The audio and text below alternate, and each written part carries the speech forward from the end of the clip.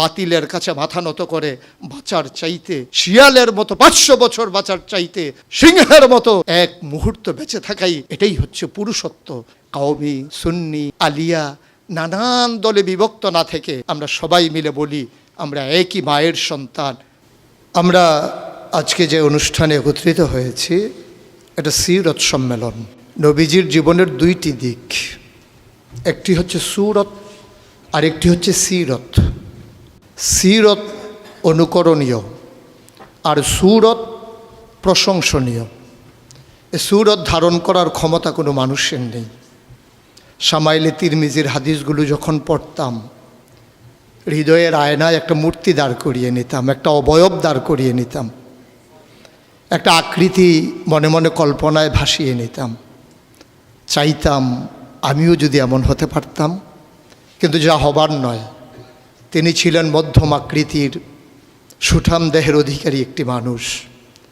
তার চুলগুলো ছিল ঘাড় পর্যন্ত প্রলম্বিত, হালকা হালকা কোঁকড়ানো। তিনি যখন চুলের ভিতরে তৈল দিয়ে আছড়াতেন মনে হতো মৃদুমন্দ ঢেউ দেখা যায়।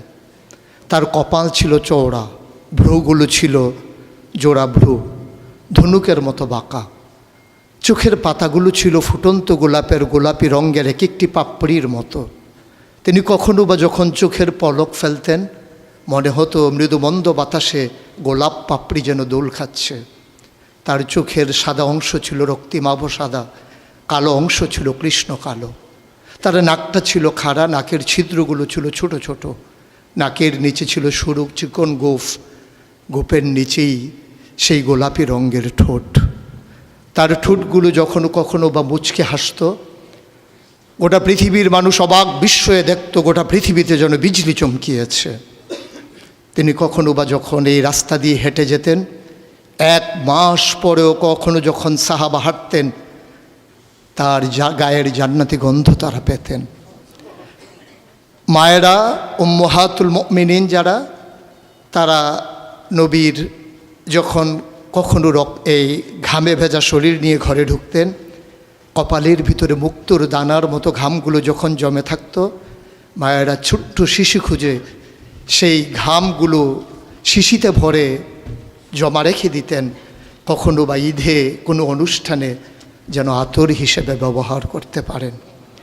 এ সুরত ধারণ করা কোনো মানুষের সাধ্যর বাইরে। কখনোই কোনো মানুষ এ সুরত ধারণ করতে পারবে না চেষ্টা করলেই। কিন্তু তার সিরত যেটা অনুকরণীয়, অনুপম আদর্শ। তিনি এসেছিলেন এই জন্যে ওয়ামা আরসালনাকা ইল্লা রাহমাতাল লিল আলামিন। তিনি ছিলেন রহমত গোটা ধরনীর জন্যে। যেমন করে আল্লাহ বলেছেন ফাবিমা রাহমাতিম মিনাল্লাহি লিনতা লাহুম ওয়ালাউ কুনতা ফাজ্জান গালিজাল কলব লানফাদ্দু মিন হাওলিক ফাআফু আনহুম ওয়াস্তাগফির লাহুম ওয়াশাওিরহুম ফিল আমর ফাইজা আযামতা ফাতাওয়াক্কাল আলাল্লাহ ইন্নাল্লাহা ইউহিব্বুল মুতাওয়াক্কিলিন। তিনি এসেছিলেন তেমন করে। কেন তাকে পাঠানো হয়েছিল? আল্লাহ নিজেই বলেছেন লাকাদ কানা লাকুম ফি রাসূলিল্লাহি উসওয়াতুন হাসানা। তিনি ছিলেন মডেল, তিনি ছিলেন আইডল, তিনি ছিলেন আইকন, তিনি ছিলেন অনুপম আদর্শ, তিনি ছিলেন উসওয়াতুন হাসানা। তিনি গোটা মানব জাতির জন্যে সকাল থেকে সন্ধ্যা, রান্নাঘর থেকে সংসদ ভবন, তার জীবনের ব্যক্তি জীবন, পারিবারিক জীবন, সমাজ জীবন, রাষ্ট্রীয় জীবন, অর্থনৈতিক জীবন, ইন্টারন্যাশনাল রিলেশন, সকল ক্ষেত্রে তিনি ছিলেন আদর্শ, তিনি ছিলেন মডেল, তিনি ছিলেন আইকন।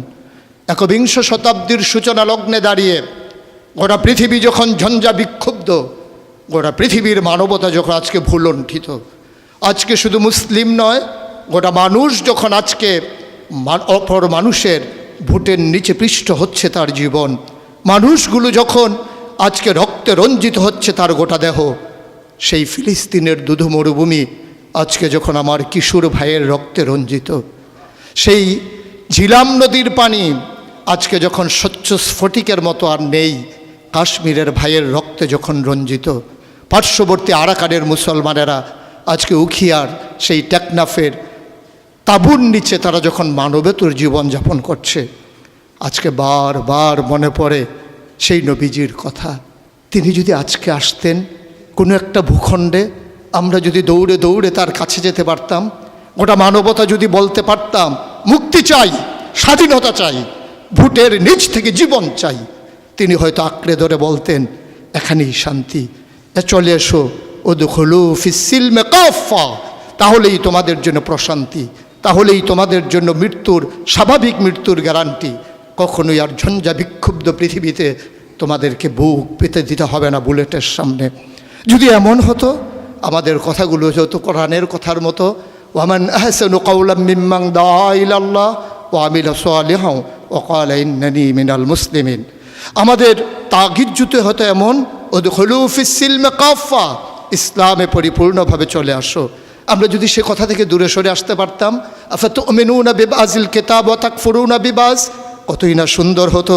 ভালোবাসা যদি এত হতো এমন যে নবীকে যেমন করে আল্লাহ তাবারক ওয়া তাআলা ভালোবাসার আধার বানিয়েছিলেন, ইবাদতে যদি আমরা হতে পারতাম এমন, আন তা'বুদাল্লাহা কাআন্নাকা তারাহু ফাইন লাম তাকুন তারাহু ফাইন্নাহু ইয়ারাক, আমরা যদি সফলতা এমন হতে পারতাম, কাদ আফলাহাল মুমিনুন আল্লাযীনা হুম ফি সালাতিহিম খাশিউন, আমরা যদি দীপ্ত শপথ গ্রহণ করতে পারতাম, ইন্না সালাতি ওয়া নুসুকি ওয়া মাহইয়ায়া ওয়া মামাতি লিল্লাহি রাব্বিল আলামিন, আমরা যদি নিজেদের কুরবানির নজরানা এভাবে পেশ করতে পারতাম, ইন্নাল্লাহা ইশতারা মিনাল মুমিনিনা আনফুসাহুম ওয়া আমওয়ালাহুম বিআন্না লাহুমুল জান্নাহ, সেই দীপ্ত শপথ জীবনে ধারণ করে আমরা যদি উমর বিন আব্দুল আজিজের মতো ক্ষমতা যখন তার মসনদে তাকে বসানো হলো, তিনি আস্তে করে ঘরে ঢুকলেন, তার বিবির সামনে গিয়ে বললেন, উত্তরাধিকার সূত্রে যে অলংকারগুলো পেয়েছো রেখেছো কোথায়?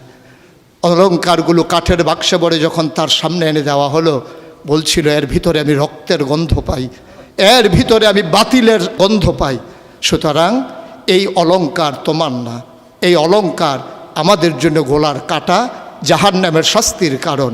তিনি সবগুলো অলংকার রাষ্ট্রীয় কোষাগারে জমা দিয়ে চোখের পানি ফেলে দিয়ে বলেছিলেন, পূর্বপুরুষের দায় পরিশোধ করলাম, পূর্বপুরুষের দায় পরিশোধ করলাম। তিনি সেদিন বলেছিলেন, সবার ঘরে যেমন রান্না হবে আমার ঘরেও তেমন রান্না হবে। প্রিয় দ্বীনি ভাইয়েরা, প্রিয় আলেম ভাইয়েরা, আমি যদি এভাবে বলি, আজকে ১৫০০ বছর পরে আজকে আমাদেরকে স্বীকৃতি দিতে হবে কবি ফররুখের মতো।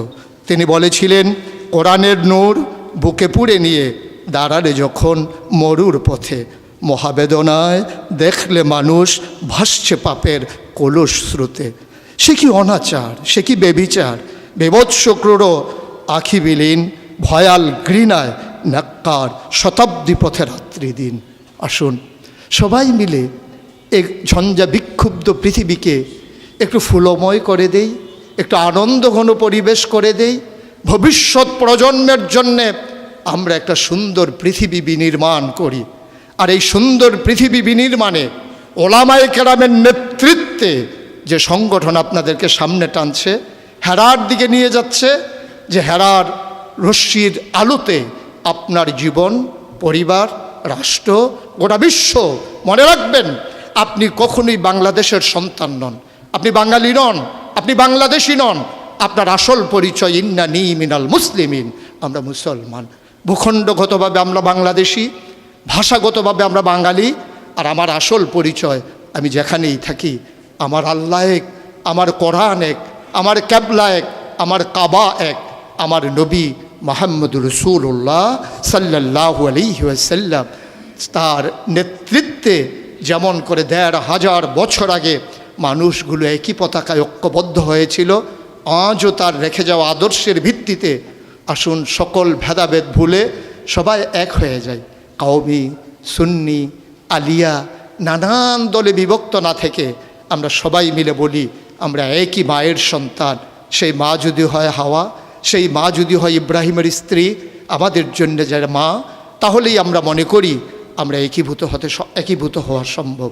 আসুন ভাগাভাগি নেই, আমি চৌধুরী, আমি সরকার, আমি পেশকার, কোনো পরিচয় আমার আসল পরিচয় নয়, আমার আসল পরিচয় আমি মুসলিম।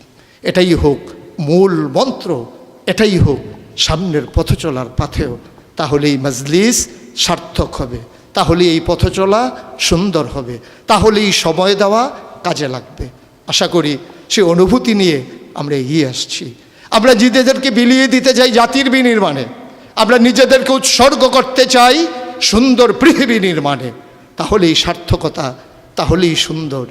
আমরা তো নিকৃষ্ট কোনো জীব নই, আমরা আশরাফুল মাখলুকাত, মানুষ হিসেবে বেঁচে থাকতে চাই, শির উঁচু করে, কখনোই অবদমিত হয়ে নয়, বাতিলের কাছে মাথা নত করে বাঁচার চাইতে, যেমন করে বলেছিলেন শিয়ালের মতো 500 বছর বাঁচার চাইতে সিংহের মতো এক মুহূর্ত বেঁচে থাকাই, এটাই হচ্ছে পুরুষত্ব, এটাই হচ্ছে বীর মুজাহিদের পরিচয়।